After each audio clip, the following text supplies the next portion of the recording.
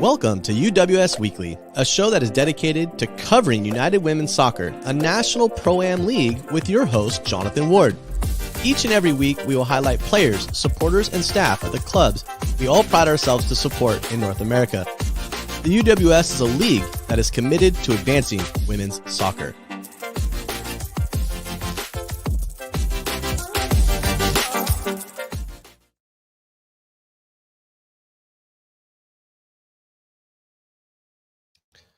Good evening, everybody, and welcome to UWS Weekly. This week is a little different. It's a special show with a really important conversation centered around athletes and mental health. And I couldn't ask for a better group of or panel of individuals to join me in this conversation. So please welcome Robin Choquette, Wendy, Louque, and Candice Fabry to the show this evening. Thank you so much, you guys, for taking the time to join me this evening. I hope that we're able to provide some resources and some important, opportunities for people to find help or to kind of navigate their journey. But first off, how are each of you doing? Robin? Oh, great. Thank you so much. I'm excited to be here, and I will watch because I could talk and talk forever about this topic. It's really dear to me, and working with, the athletes, and then just the support staff around the athletes, including those parents. I mean, I think it's a huge piece to talk about, the topic we've brought tonight. Candice? I'm good. I'm hoping that children don't interrupt, and my dog is to the left of me. So let's hope all of that stays sane for the evening. But yeah, I'm good. It was a good season with the KC Courage. So coming off, just, the ability to say that we set out with some goals and we achieved them, and, looking forward to what even next year could bring. So yeah, I'm in a good mood and excited to be here, and I appreciate the invite.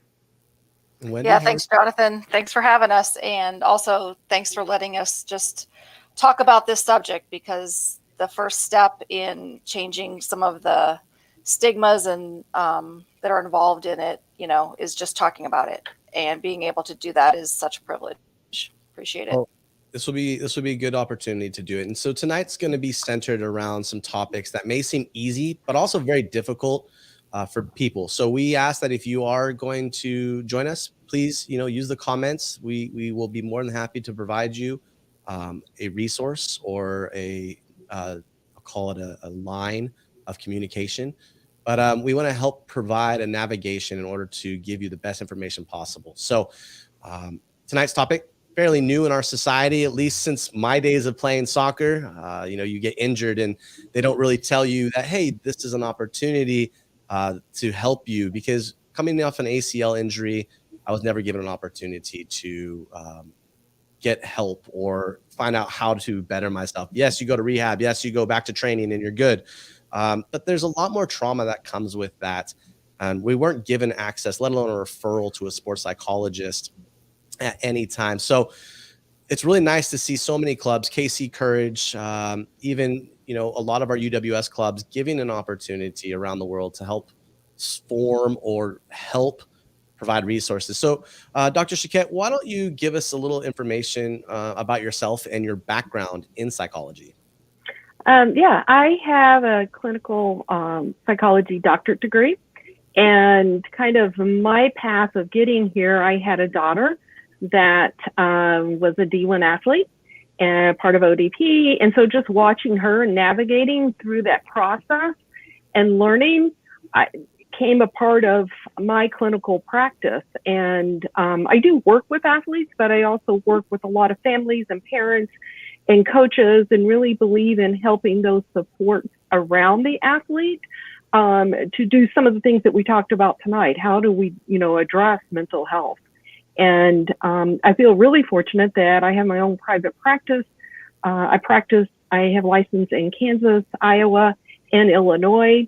And so I'm able to provide those type of clinical services in those states.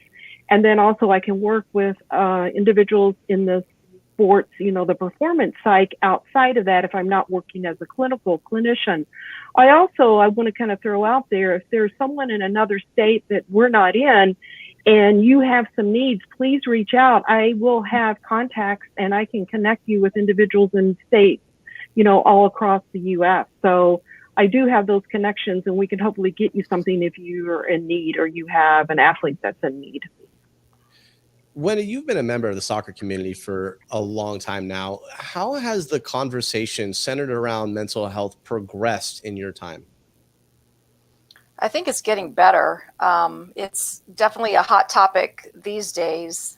There was an NWSL player here in Kansas City that's been outspoken about it.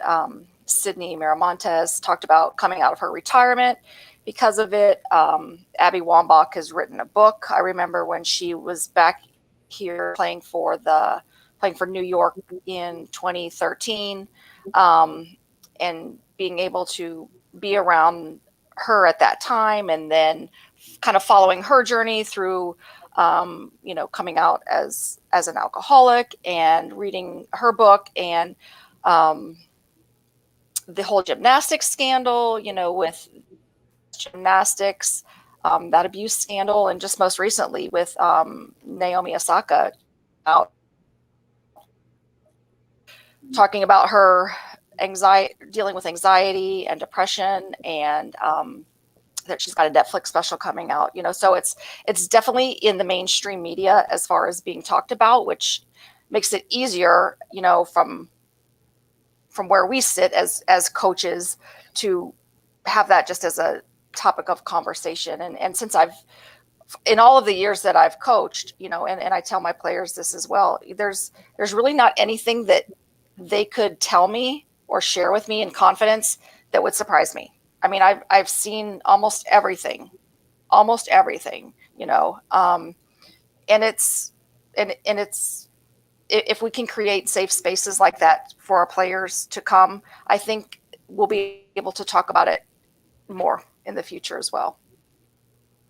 Candice, you have a nonprofit company, Fearless and Capable. How is Fearless and Capable helping drive this conversation, as well as provide services for women in your area, but also nationally? Yeah, I mean, first off, Fearless and Capable simply comes from the fact of I needed the reminder myself to live this way every single day. And I have my own stories from being an athlete and a coach and a professional and so on. And so, for the fact that as an athlete for so long, I used my body as the one and only tool I thought would be the reason I could or could not succeed. So long ago, if I had learned some of the mental skills that would have potentially set me up for success, and I am lucky because I had someone giving me that, but it wasn't in a holistic way. I wasn't seeing it in every other element that, really would have made my game better. So with it as a professional organization, working with women, working with coaches, working with referees, administrators, the conversation about mental health is a huge piece to succeeding personally, professionally. I'm a firm believer that balance is BS. I'll make sure I just use that terminology on this. And that we need to stop talking about balance, because that puts this undue pressure on what we're looking to achieve. And I'm a huge proponent of priorities and being okay with priorities shifting in life. And it's not bad, good, right or wrong. It's simply life. And so at moments, you're going to focus on your professional life, and that will have an impact personally on your body, on your mind. But if you can get yourself kind of wrapped around that these are priorities because you have values, you have principles you're living by, you have a support network that will kind of step into those gaps, that mental health of having priorities instead of this balance that's so unachievable, it gets you in a much better frame of mind to start setting goals and start looking forward. And so that's a huge conversation we're having with these women. And, to be really honest, a lot of them have not had any sort of mental skill training leading up to this point. It's been something that was not discussed. It was not brought up. It was not focused on, unless they had maybe one or two people in their life that had some sort of psychology background. And again, I'm a fortunate one.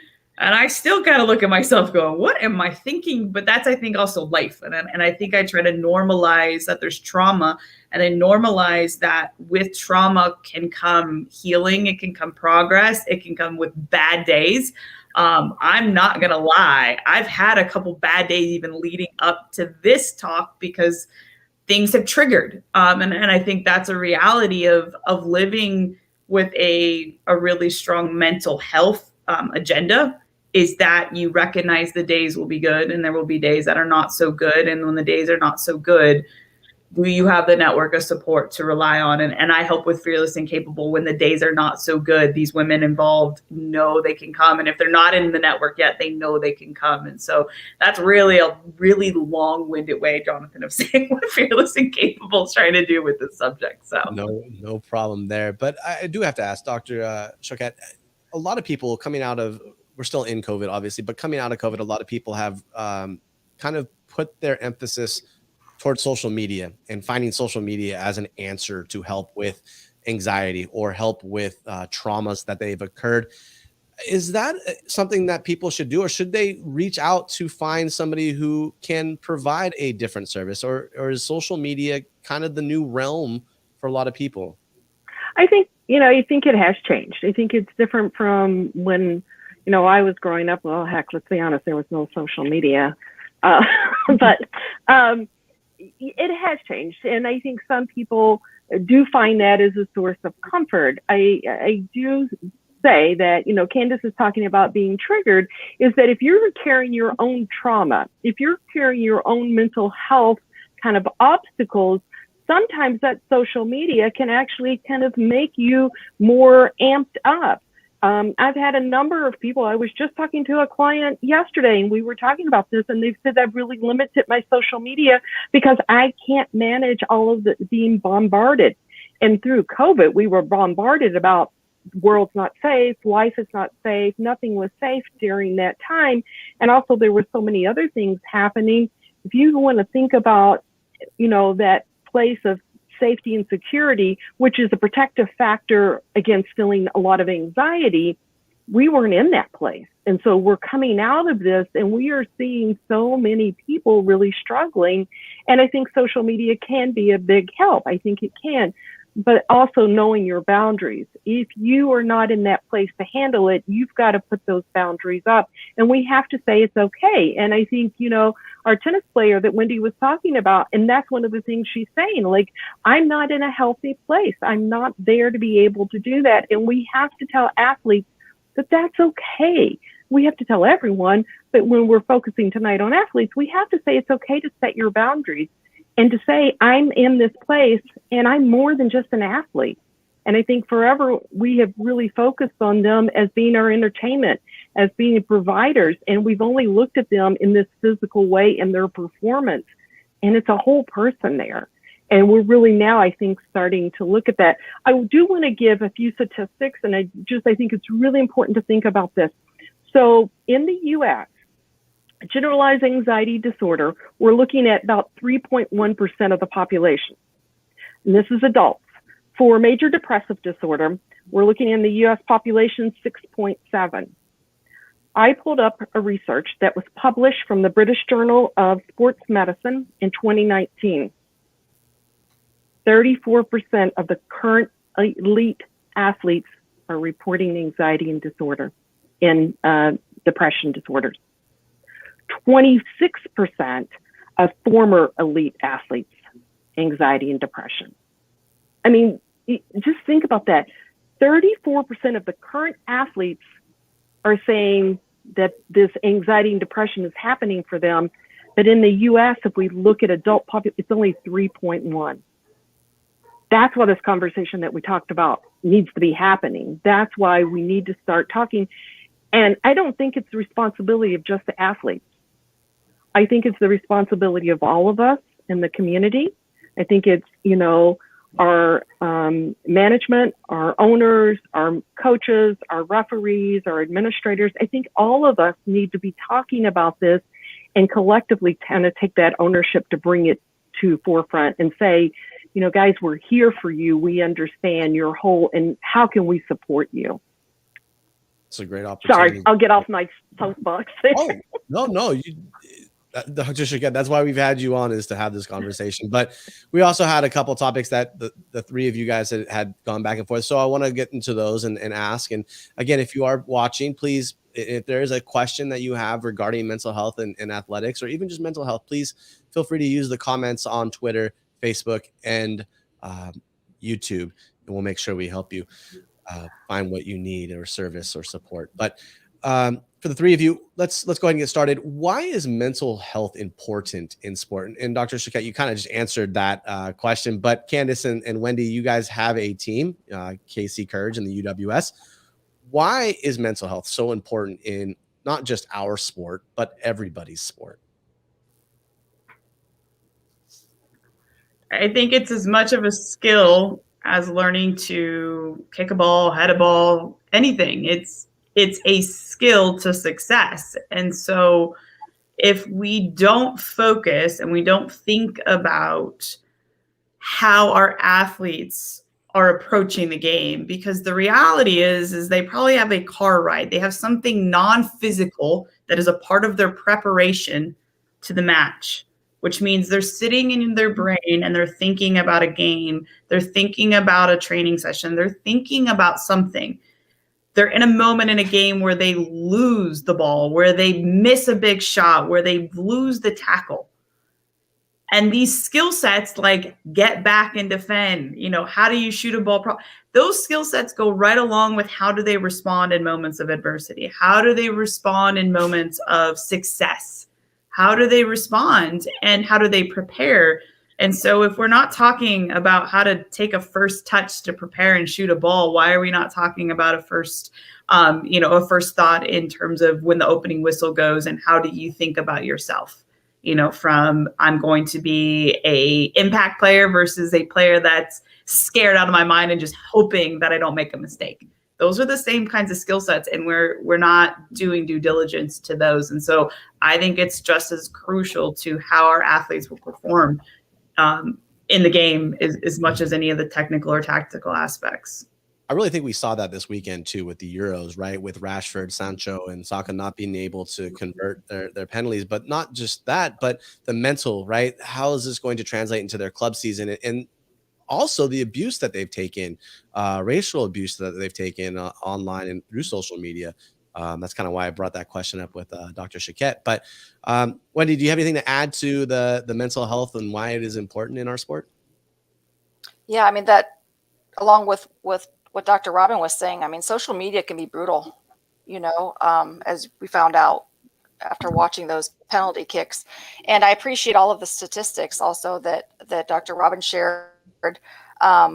In addition to the depression and anxiety, I think about, we need to talk about just how traumatized women are in general. And if we're, some of the statistics I found on the NCAA website was 1 in 4 undergraduate women have been victims of a sexual assault. So if I've got a player pool of 35 players, that's almost 9 of my players, okay, that have been traumatized in that way. And I think that's one of the reasons, knowing those numbers, it's one of the reasons why I'm just such a proponent of, positive coaching, because I think I was several years ago, I watched a game where I had a couple of my players playing against each other in a college game here a couple falls ago. And one of the coaches was just screaming, berating one of my players in front of both teams, the parents. And I was, speaking of triggered, I mean, for me, that was like, I was so distraught watching that, thinking of how it could be affecting her, not just in the moment, but in, her future. What does that set women up for? Having to endure that kind of abusive language from an authority figure,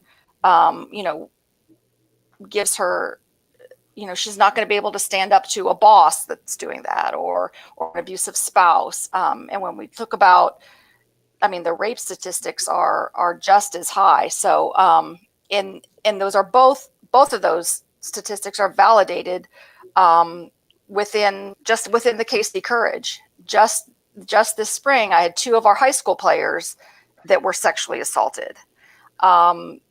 The Saturday before our last UWS game, that morning, I got a text from one of our players saying, I don't think I can make it. I feel terrible. I don't want to let the team down. However, I spent the whole day yesterday in the emergency room in the police department because I was a victim of sexual assault. She had no memory of what had happened.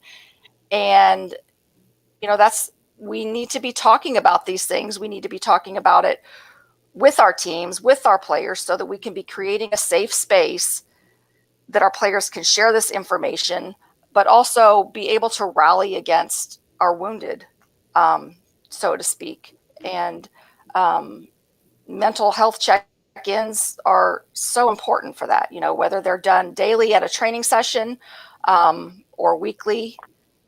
I mean, it needs to be part of the conversation. I think sorry, do you mind, Jonathan? Go ahead, Candice. I think a big piece of that education not only comes for the victims. So us having as much education and as much knowledge as we can put to the individual that it could happen to, because those statistics, alone are evident that it's going to be a part of a team. It's going to be there, whether you know it or not. So we need to equip the victims before they're a victim, or even just soon after, with what they can do. There's places like Safe Sport you can go anonymously to. These types of organizations, we need to have that knowledge base for players, for parents.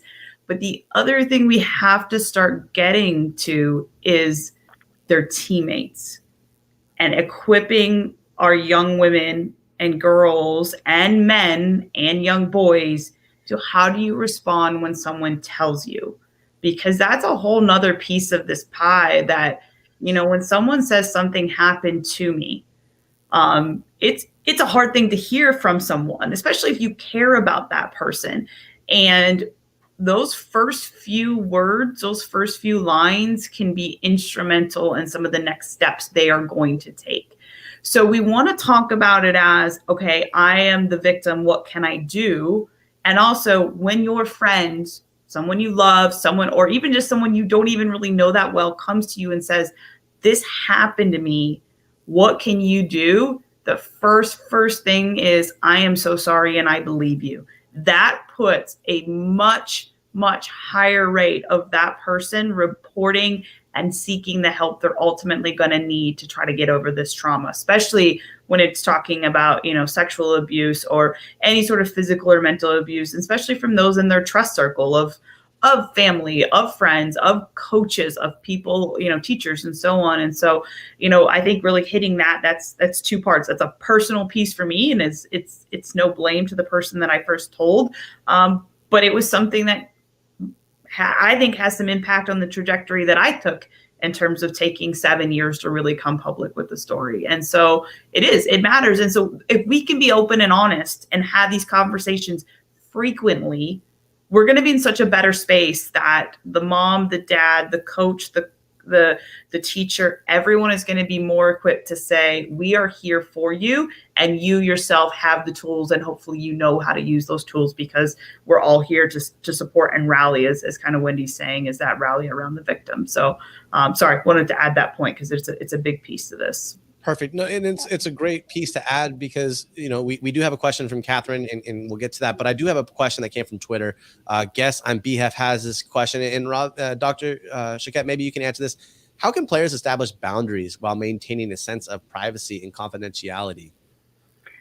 I think that's really important, and that's a big conversation going on right now in social media and in the world, and many different avenues. I think is being able, and Candice is talking about this, is you decide what and when and how you're going to share. And you do not owe any of us anything to tell your story if you're not there and ready to do it. And I think being able to talk to someone, someone that you can speak with, to really kind of decide, like, what are you willing to share? When are you willing to share? and all of that. And then to know that even if you are sharing and you're not in that place to be talking about it, then set that boundary of, it's just not there for me. Right now, I'm not in that place to share. And Naomi, did that in the world of soccer. Like, I'm not willing to sit down and have a conversation with the social media or doing the interviews. I'm just not in that place. And I think part of it is one, understanding and knowing yourself is a huge piece of it. And then also, what is it that you're wanting to do, and just kind of taking, a check of where you are is a huge piece of it. And so I think that is when we talk about those boundaries of, you get to make that decision. You get to make the decision of what you share and when you share it. And you don't owe anyone else that conversation. I do believe that talking makes a difference.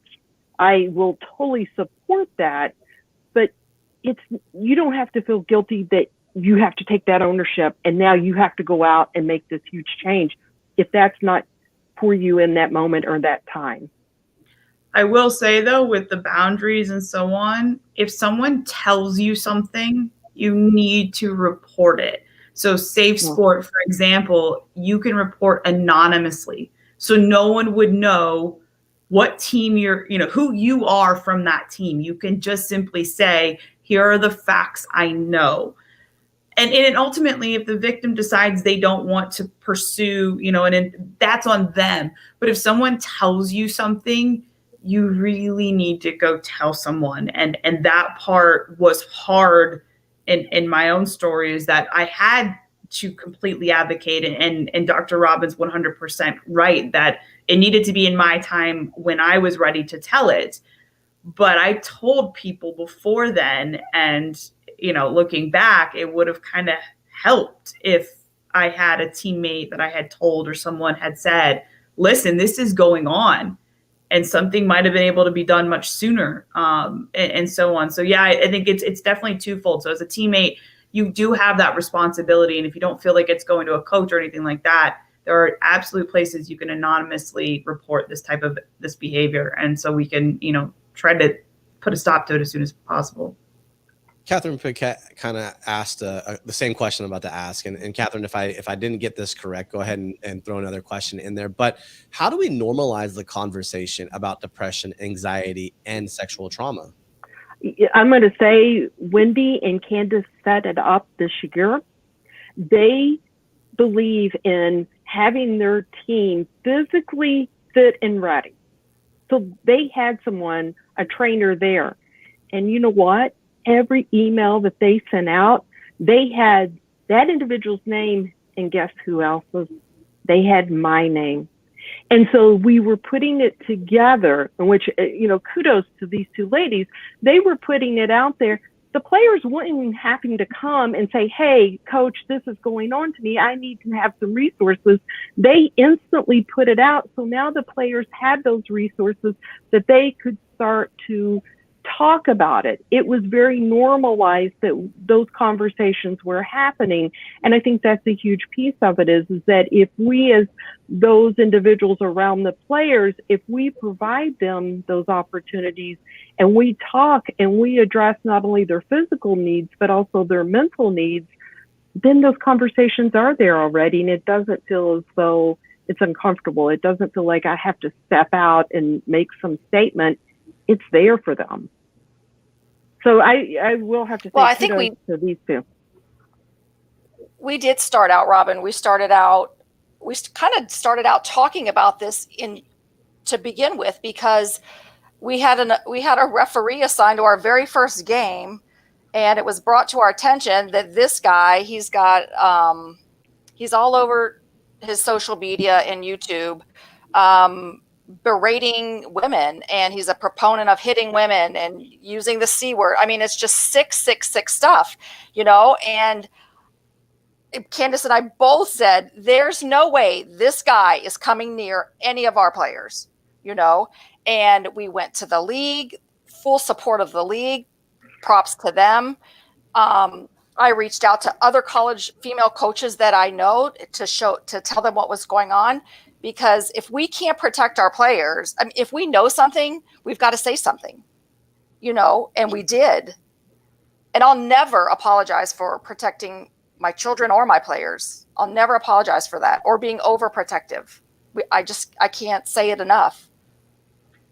I think there's also an element of that role modeling. And, I think exactly what Dr. Robin and Wendy have said. We're outspoken. We put it on the forefront so no one has to come ask about that element. It's always there. But I think the other piece of this is Wendy's alluding to, is that openness and that vulnerability. And, as a victim, to say that you are one and say it in a public space where I don't know, and I was pretty open and honest with the team from the get-go that this is a piece of my story. It's not my whole story. It's a piece of my story. That has to be something that, if I can role model that it is normalized to speak, that if I can help normalize that you'll have your good days and your bad, you can normalize that there is, unfortunately, this group that can empathize with what you're going through, what you're feeling. I think that's a huge piece to it. And, I have to have my own boundaries. I have to set my own to continue my healing and my trauma and my triggering. And so that's an element I have. But I also feel every single time when I speak about my story, or I can be someone that another person, male, female, player, coworker, can come reach out to and say, hey, can we just talk? I need someone to just listen and talk to or with about this. I can tell you, for all of the bad days, those moments make up for it tenfold. And so at the end of it, it's so much better to have these conversations, to make it normal that, and hopefully normal in the future does not mean this stuff is happening. I don't want it normal for my daughter that she is a part of this normal statistics. I mean, that's the whole load of BS in the beginning that we've got to start, squashing. But at the end of the day, the normal piece is that this stuff happens. And it happens to our athletes, it happens to our friends, it happens to our family, and it happens to the person you're potentially working with and you have no idea. But if we can be at times role models, and it's not even being the victim that's the role model, it's the people that are leading an organization and having emotional intelligence, setting these safe spaces up so that you do have it. It makes a world of difference. And especially when there's moments of trigger that you may have no idea are a moment of trigger for someone with trauma. Sexual, physical, mental, all of them, because there's a lot of different ways people are processing what's happened in their life. And so as those in charge, we have to be there for them. So that kind of leads to the next question. What are some of the factors that can exacerbate the pressures that athletes feel? How can we make sure that the athlete feels comfortable and that we're not giving them any pressures? The game has pressure. So to ask for pressure to be gone, I think is potentially maybe setting you up for not being an athlete, because the pressure is hopefully something you thrive on. But just like I said before, if penalty kick, let's take the Euros, for example. Taking a penalty kick, you can do 1,000 times at training in your backyard and make it.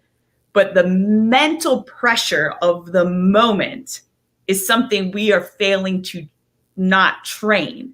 And so, that at practice, as much as you can replicate moments of pressure in a training session, but here's the piece of it. It's not just replicating pressure and then teaching a skill set. It's the reflection piece. We fail as coaches too often, I think, in my opinion, to ask the reflection questions. Where could you have been better? How could you have been better? Or why were you awesome? And helping them to understand how they were thriving in the pressure. Not just always capitalizing on the moments they could be better, but the moments they were thriving under the pressure. And if we can get to that point in a training session, I think we're going to be so much better with our athletes in performance mode. And that's something that is huge for me, is that pressure is just as much of a skill set to learn as anything technical, tactical. And that's one element of a mental training. And I know Dr. Robin, that was one piece of, I think it was 9 was the magic number of this mental skills training that we had our athletes be able to complete on their own to give us some data points to how they reflect on it. So I know that's my soccer piece to that question. Well, and to piggyback, and Candice is exactly right. You know, we focus so often on performance and performance only. And we teach players, you know, toughness. Toughness is about, you know, you just suck it up and you deal with it. And I think we need to change what toughness really is about. Well, what's the real definition? Toughness is absolutely about that grit, right? Perseverance, passion, being able to go through some really difficult times. That is all a part of it. But toughness is also about vulnerability and asking them how did they, you know, perform, but also how did they manage it in a way that we start talking about those mental skills that they use, and kind of eliminating that code of silence that I just need to be quiet, suck it up, and do my job, and that's going to show everybody I'm tough if I'm just, you know, in there doing it without doing a lot of talking and being vulnerable. And I think it's really important to start to have those, you know, spaces available that they can be vulnerable by us creating those. And I think it's, once again, as we said, kind of that whole person, and we want to look at them as that, not just their performance. Well, it's the resilience. Like I think that's the second part of the mental toughness. It's just not the mental toughness, it's the resilience when things break down. You know, what are your coping strategies when things don't go your way, and how do you bounce back? I think that's, if you think about it, right, that's the important part of it. As you look at the whole idea, factors, anything that you come across, it could be signage, it could be a word, it could be a trigger that could exacerbate you at any moment. And even within the game and pressures, we set ourselves up for this at times when we put ourselves in stress moments, especially with a game of soccer. Coming down to the last 90 minutes, games tied 1-1. You know, it's a pressure cooker. Playoffs are on the line, right? There's all these things that come to mind. But as coaches, if we are to embrace a holistic approach to the way we coach and run our teams, what are some areas to focus on? And I think Wendy and Candice, I think you guys would be somebody that is on the forefront of this. But what can we expect, or what are some areas to focus on as educators or even coaches? The first couple of things that come to my mind are open communication with your players so that they know where they stand in your eyes, being honest with them. That's another thing. And predictable expectations, I think, would be another one. You know, sharing what you're going to do during training sessions, kind of sticking to a routine, building traditions. Those are some of the things that come to my mind. Wendy, I want to continue with this question for you, as Catherine has a question as well from Facebook. She asks, without fearing, how do you create an environment where athletes can be open to discussing their mental health without fearing possible negative consequences on the field, playing wise, and without having to be completely specific about their respective issues should they not feel comfortable to do so? Well, I think there's people that you are not going to feel safe with telling, you know, and so it comes down to the individual coaches. Is your coach someone who punishes, you know? And I think, you know, when I think about Candice and I mean, we have a lot in common. And, you know, one of those things is being very open about our past, being very open about our own personal resilience. And when we're transparent and authentic and we can, quote, humanize ourselves, then I think that they can look at us with different eyes, not just as a coach, but, you know, as a woman that has maybe gone through a lot of these things that I'm going through. And now look where she is today. This is something I can get through. So there's got to just be, you have to have an environment where there's trust. Bottom line. I'd add, you know, just as you have resources for everything else, you know, if a kid gets a concussion, what you're supposed to do if you know, athlete's injured, what hospitals or, those types of things, you should be connected or aware of sports psychology services or just simply mental health services. That should be something you're ready to equip a player with. And, the biggest thing that I would suggest as a coach when someone is perhaps opening up just maybe a little bit with you about some of the things they're going through, unless you've got those fancy letters after your name that Dr. Robin does and I don't, I'm not going to sit there and diagnose or provide, recommendations outside of, hey, I have someone I know of, or I can direct you to because I've, got somebody that is familiar with athletes and what you're doing. When you're ready or would like, I'm happy to service that out to you. So you're directing them towards the professionals. Just like Dr. Robin isn't going to tell somebody how to try to win a soccer game. She's going to direct them to the soccer coaches. Us as soccer coaches need to be resourceful in saying that these are the people that can help our athletes the best. The injured, the ones that are going through, and heck, even the ones that just want to maintain. I think we are focused because a lot of times it's a result of trauma or something that's happening in the athlete's life. We also need to normalize that mental health is simply a part of being healthy. As much as we ask our athletes to eat well and our athletes to be fit, mental health is 100% also a maintenance aspect, that nothing could be going, in quotes, wrong or needed. It's just, I want to be better. And so this is an area that I would love to strengthen in. And so when we normalize that and we have these resources that we are comfortable speaking about, and we don't push into it because we're not the ones that are ready to be, are we all really trauma informed? Are we really to that point that we're really ready to receive this information and help this individual out? Probably not. I can empathize. I can be there and I can say, listen, I have someone, or I know of places for you to go.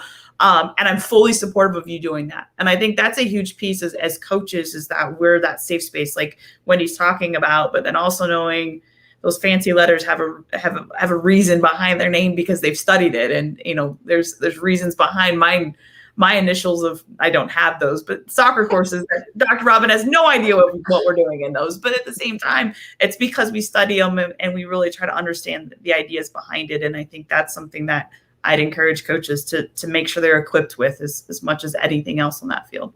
Well, speaking of that trauma-informed approach, right, Dr. Robin, are you training and educating individuals that are working with athletes on the importance of a trauma-informed approach? I certainly am hoping to do it more and more, but absolutely. We are pushing into schools, and schools are bringing us in and creating these trauma teams. And I think, associations, organizations need to come in, and it's not just your coaches. It would really kind of challenge, when we talk about a takeaway, I'm going to challenge anyone that's listening to this, is your organization trauma informed? From your administrators to your referees to your coaches to everyone that's dealing with these families, are we creating that trauma informed? And a huge piece of that is if you have someone coming to you that has experienced some kind of trauma, to know how to respond to that. If you get ignited and that other person's ignited up, given all of what's going on in your history, you're just going to replay that over and over and over again if you don't have that awareness about your own responses. And so that's a part of, I think, of being trauma informed, is that we're dealing with kids and we're dealing with families that have gone through a lot of trauma, especially over the last year or so.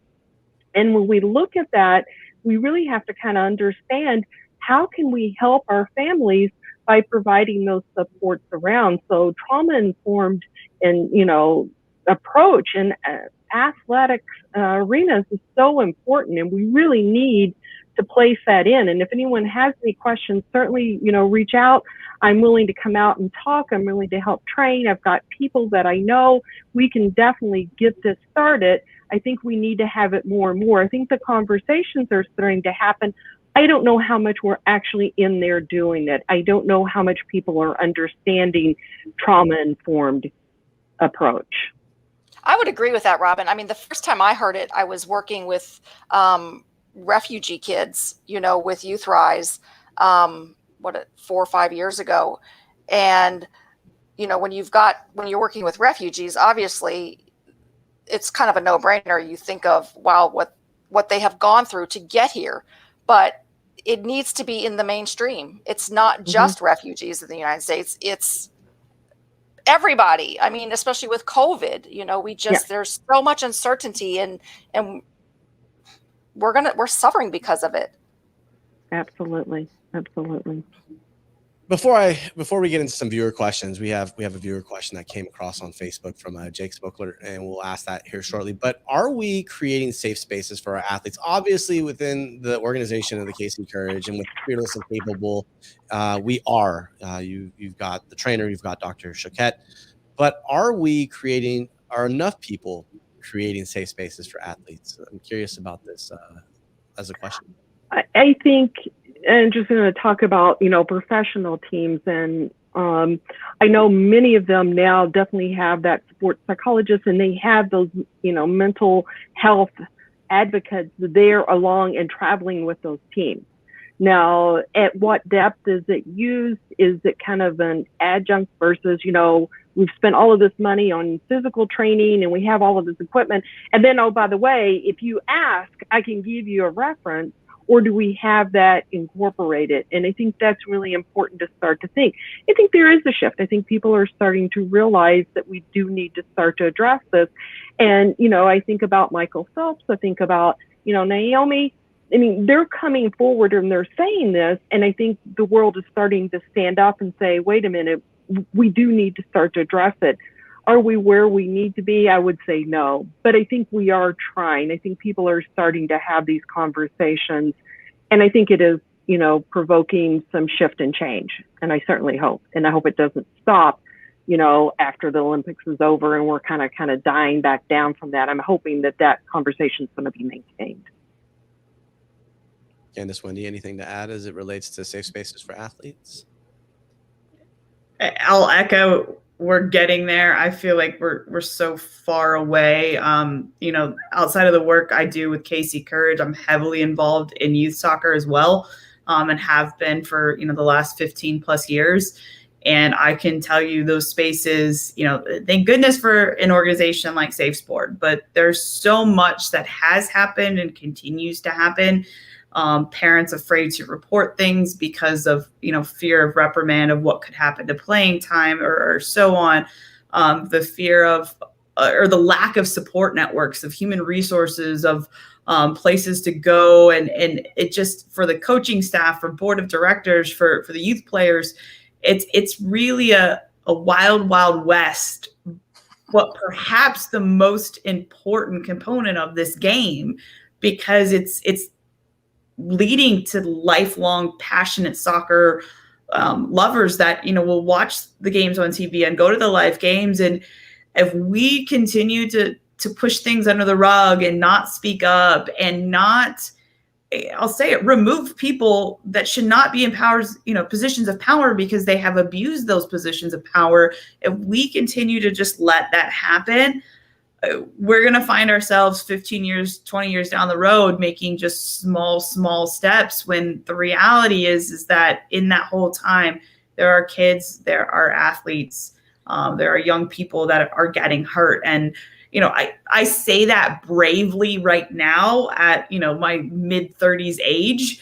I was not saying that 15 years ago. I was scared out of my mind in fear that if I said something, that every male coach would want nothing to do with me because I was, in quote, going to be a feminist, and how that term or that thought process in this career field would lead me with no opportunities. And I have point blank asked people, was my mind right? And they can't truthfully tell me, no, you're wrong. Because the reality is that would have. But here's the complete, and I'll try not to use the word BS in this, but I'm going to throw the third time in the show of the BS, is that there are awesome environments that exist. There are absolutely amazing soccer sport organizations and groups and individuals and collectives that are pushing for this to be better, for this to be safer at all levels. And so if you are in an environment where you are finding yourself that either you or your players, your staff, or whomever within this soccer sport world does not feel safe, I would highly, highly question why it's not being called out or called in. And the call in culture means I care enough about you, I'm going to bring you in and tell you how this makes me feel. We're not doing that enough. These organizations are going to continue to be at the top of the list and spitting people out with all these trauma issues. And so, from where I stand, if I can help role model that, if I can be someone that speaks out to it and knows that it goes on, and is tired of it, I hope I can get others on the bandwagon with me. And particularly, I'm extremely passionate about the youth level, and it exists fairly too much. It's just too much, and it needs to be called out, and we need to do better. And we need people to put people in positions of power and decision making that will do better. I have this conversation with my kids all the time. It's about being an upstander, right? Being upstanding and doing the right thing and making sure people feel safe around you or in your environment or in your community. So I think that's huge. It's an important piece. And so we continue. Dr. Robin, is there anything else to add as it relates to creating safe spaces for athletes?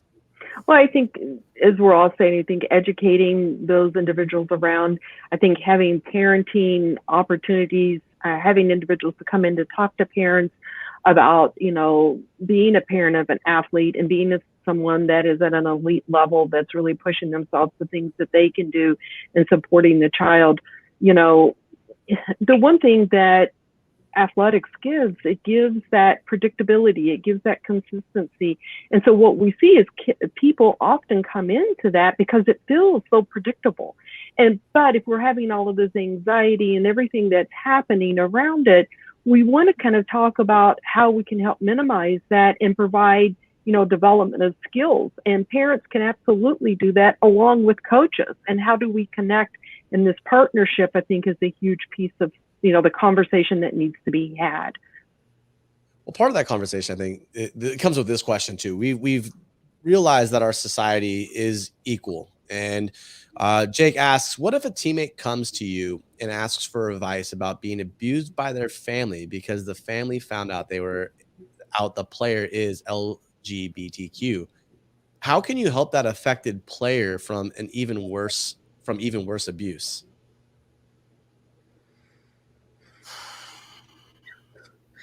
It's like, it just makes me sick to my stomach to even think about that reality. I mean, I think first and foremost, just is that first response, as I talked about, is I am so sorry. I'm so sorry. Yeah. And yeah, Dr. Robin, though I'm not doing exactly what you're saying, which is listening to you speak. Sorry. Well, but you're dead on, Candice. I mean, I think it's listening. Also, I think the big piece we need to say to an individual like that is thank you for sharing. Thank you for, honoring me with that opportunity to hold this and stand there with you. And, talk about empowering someone. That's a huge piece of it. Go ahead, Candice. I didn't mean to cut you off, Candice. It brought to mind another one of our high school players this past spring. She was struggling so much during practice, and I pulled her aside. Luckily, I had another coach there to kind of take over, but I pulled her aside, and I'm like, what's going on with you today? And she's like, I'm just so stressed out, and okay. And what had happened was she came out in the car on the ride to practice. She came out to her dad. And so I'm thinking, well, of course, like Candice said, thank you for trusting me and sharing this information. And then I'm thinking, you've got another 45 minutes on the way home with your dad. Let's talk through how that's going to be for you. And I can't just say, oh, forget about it, leave it on the field. We're doing soccer. I mean, these are real life things that are happening in the moment, to our athletes. And how I respond is going to pave the way for a future conversation. Am I going to respond in a way that she's going to trust me with, another piece of information? Or, and then to back that up is it's on me to follow up. It's that mental health check-in that we're talking about. For me, she's going to have more mental health check-ins from me than somebody else. That's just another follow up in an expectation on my part as a coach and as someone that has been confided in, with this valuable piece of information. She could have just blown it off and just said, I'm having a bad day, but she was super specific, and she gifted me with that, so what am I going to do with that gift from her? I think the other piece to this is that if she's in a space of trauma and abuse, it's likely not going away until she gets out of that. And so the more support to get out of that situation, the better off she will be. Now, will she take the advice quick and fast? Possibly. And so as a friend, as someone she's respected and trusted to tell, do your research. You don't have to say whose name it is, but go do your research to find out what resources you can give her. I can tell you, to the few people that knew what my situation was when I was, working for someone who had sexually assaulted me, was get out. And though I finished the season, I did not do it for 2 more years. I needed, I had 3 months of abuse and, enough of mental trauma. It wasn't going to end until I removed myself from that situation. And I think that's the thing we can advocate for anybody, battered women, and there's boys too. I don't want to exclusively say this is a female issue. There are plenty of young men and boys that are unfortunately being abused by men and women alike. But the fact of the matter is that your support of them to either exit that place or find a safe haven until that situation can be dealt with properly by people with big fancy letters after their name, like Dr. Robin, and authorities and so on, that has to be there. And until you're a teammate and someone that they can, again, you appreciate it, you're trusting. But I also think that nudge of support, that it doesn't end until they get out of it, is a reality. And that's what's so unfortunate, is that people don't know how to escape some of these patterns of abuse. And so when we can give them the self-confidence to do that and to speak out and advocate for themselves, that's when we're going to start making progress. And it's not an easy thing to do for a lot of people, not just women, a lot of people, to speak out and say, this is my truth. This is who's hurt me. And that's a huge piece, to start identifying who has hurt you. I had to coach, especially if it's a loved one. Yeah. I mean, I had to coach against my abuser 3 weeks ago. And as soon as I saw him at the fields, first person I text was my mom, and she was like, you got this. You got this. You are strong. You have done it. You can do this. And there had to be no question that, as much as I wanted to scream and, maybe go punch him in the throat, not appropriate, but I would have if I'd gotten close enough. But I was strong enough. Don't repeat what I said. I know. Can you imagine what the mom wanted to do? It's a piece of it. But I mean, at the end of the day, what I could do is look over there and go, you didn't kill the passion. Like, I got out and had my network of support, and I still love this. And that was a soccer exclusive. If it's family, if it's someone else, it is really hard to speak out against someone that's done something really bad to you that you trust and love. And so that's its own set of needs that you need to be there if someone's telling you something like that's happened to them.